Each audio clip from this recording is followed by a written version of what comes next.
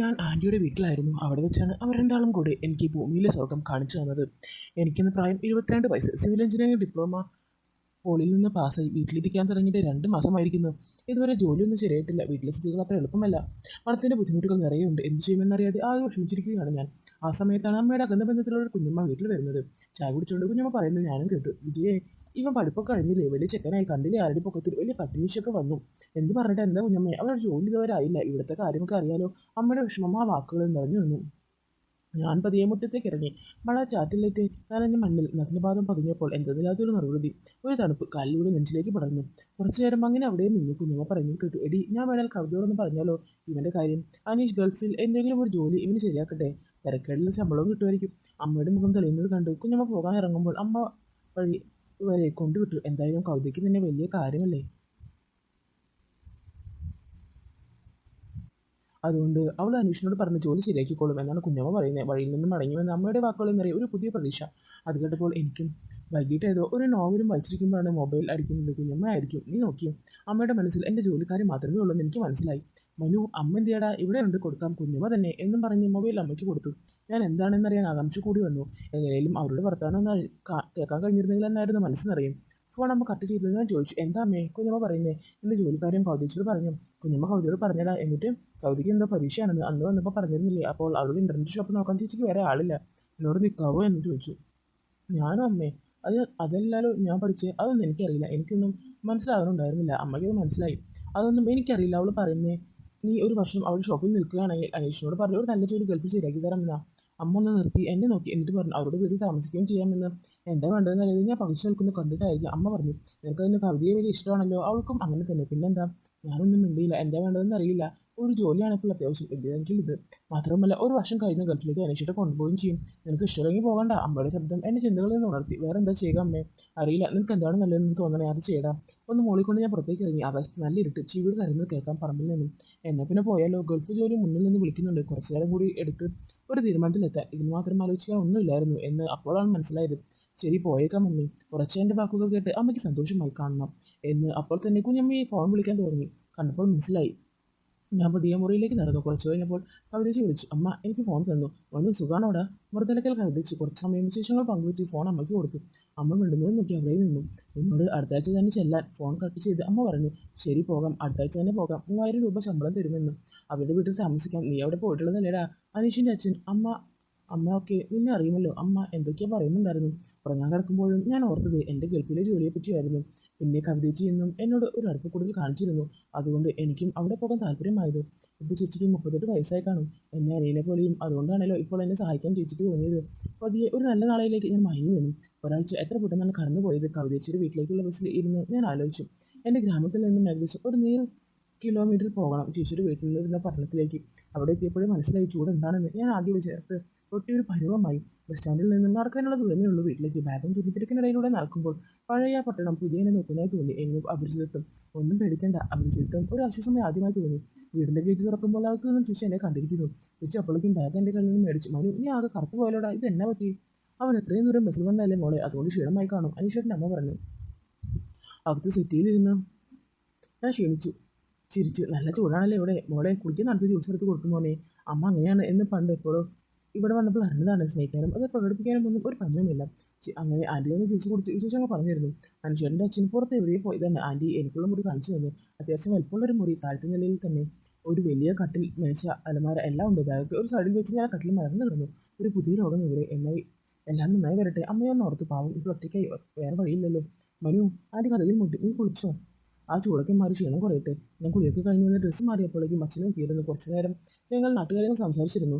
സമയം 5 മണിയായി കാണും. ഒരു ചായ കുടിച്ചു ഞാനും ആൻറ്റിയും കൂടെ പുറത്തേക്ക് ഇറങ്ങി.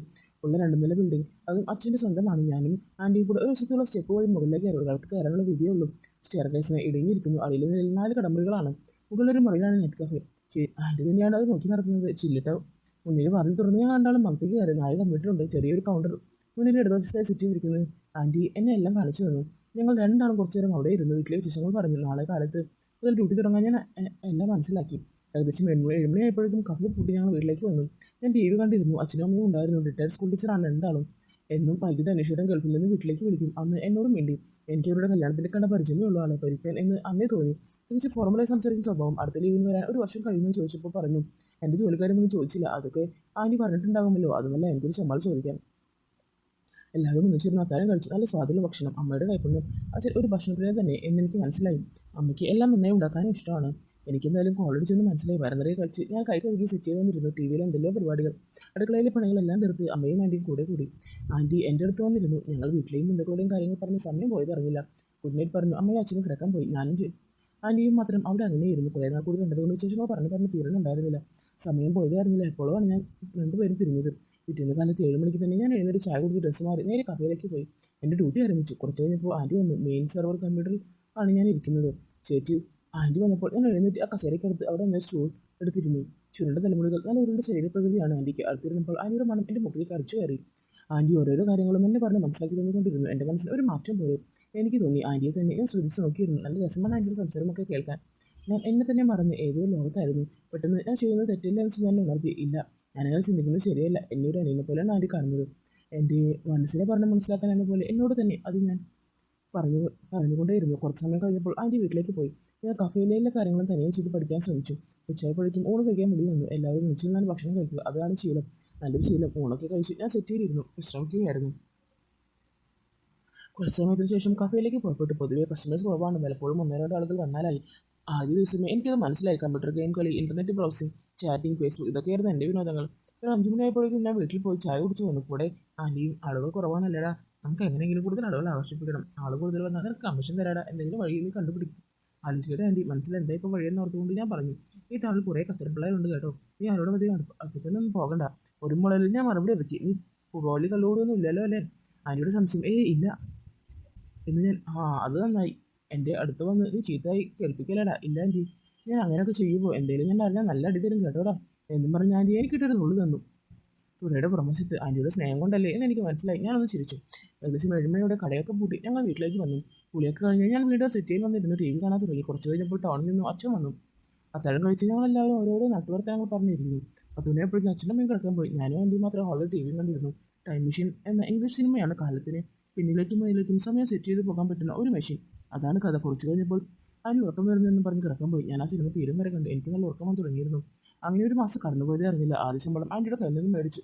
സന്തോഷം കൊണ്ട് എനിക്ക് കണ്ണുകൾ നിറഞ്ഞിരുന്നു. എൻ്റെ കയ്യിൽ നിന്നുമാണ് ഒരു ജീവിതത്തിൽ ആദ്യ ശമ്പളം. ഇനി നിറയെ കിട്ടും ആൻറ്റി പറഞ്ഞു. ഞാൻ ആഴ്ച വെള്ളി ദിവസം വൈകിട്ട് വീട്ടിൽ പോയി. അമ്മയ്ക്ക് ശമ്പളം കൊടുത്തു. 3000 രൂപ. തിങ്കളാഴ്ച കാലത്ത് തിരിച്ച് ടൗണിലെത്തി. കഫേയിലെ പണിയിൽ മുഴുകി. അമ്മ എന്ത് പറഞ്ഞാലാ ആൻറ്റി ചോദിച്ചു. സന്തോഷമായി അമ്മയ്ക്ക്. ആൻറ്റിക്ക് വേണ്ടി ഉണ്ണിയപ്പം ഉണ്ടാക്കി തന്നിട്ടുണ്ട്. ഉണ്ണിയപ്പത്തിൻ്റെ പൊതിയെടുത്ത് ആൻറ്റിക്ക് കൊടുത്തു.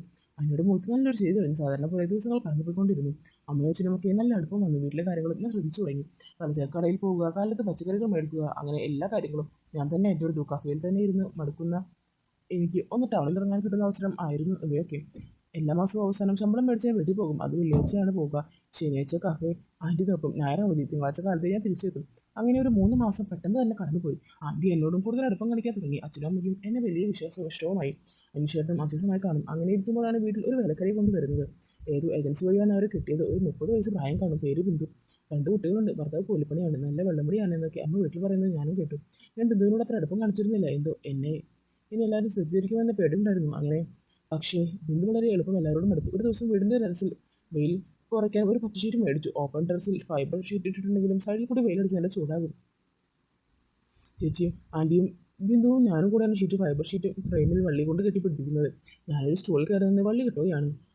ബിന്ദു ഒരു ചുരിദാറാണ്, പക്ഷേ ഷാളിട്ടിട്ടില്ല. അവൾ താഴെ നിന്ന് വള്ളി എടുത്ത് തരും. എൻ്റെ മാറ്റവും നോട്ടവും ഒക്കെ ബിന്ദു ചേച്ചിക്ക് മനസ്സിലാക്കി തുടങ്ങി. അവളുടെ മുതിച്ചൊരു ചിരി വന്നു. എന്നാലും ബിന്ദുവിന് എന്തൊക്കെയോ മനസ്സിലായ പോലെ പെട്ടെന്ന് താഴെ നിന്ന് അമ്മ വിളിച്ചു. കവിത എൻ്റെ അമ്മയുടെ ഫോൺ. ആൻറ്റി താഴേക്ക് പോയി. എൻ്റെ എപ്പോഴാണ് സമാധാനമായത്.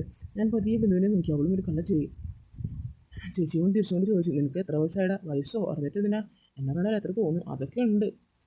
ഒരു 25 വയസ്സ്. എൻ്റെ മുഖത്തേക്ക് കൊണ്ട് ചേച്ചി പറഞ്ഞു. അയ്യേ തെറ്റി, എനിക്ക് അത്രയൊന്നുമില്ല, 22 വയസ്സുള്ളൂ. കണ്ട പറയില്ല കേട്ടോ.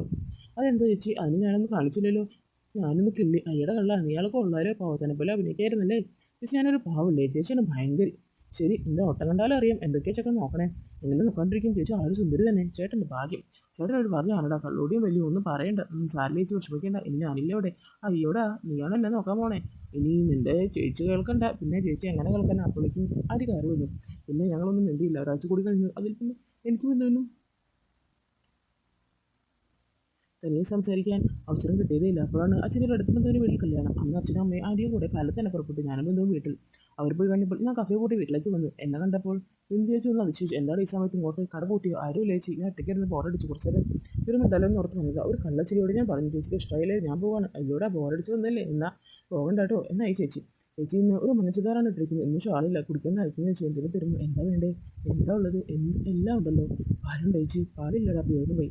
ഞാൻ നോക്കട്ടെ ഉണ്ടോന്ന്. കുറച്ചുകൂടി ചേച്ചിയുടെ അടുത്തേക്ക് പോയി നീക്കൊണ്ട് പറഞ്ഞു. പോടാ, പോയി നോക്കിക്കോ അടുക്കളയിൽ. ചേച്ചി എനിക്ക് ചായ ഇട്ട് തന്നു. കുറച്ച് നേരം ഞാൻ ഹാളിൽ സെറ്റ് ചെയ്തിരുന്നു. ഞാൻ ബിന്ദു ചേച്ചിയെ നോക്കി.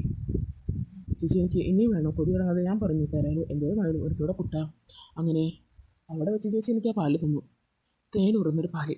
പിന്നെ ഞങ്ങൾ തമ്മിലുള്ള കാര്യം കൂടി പറയേണ്ടല്ലോ. ചേച്ചിക്കുള്ള എല്ലാ സന്തോഷവും ഞാൻ പിന്നെ അവിടെ നിന്ന് നൽകുകയായിരുന്നു.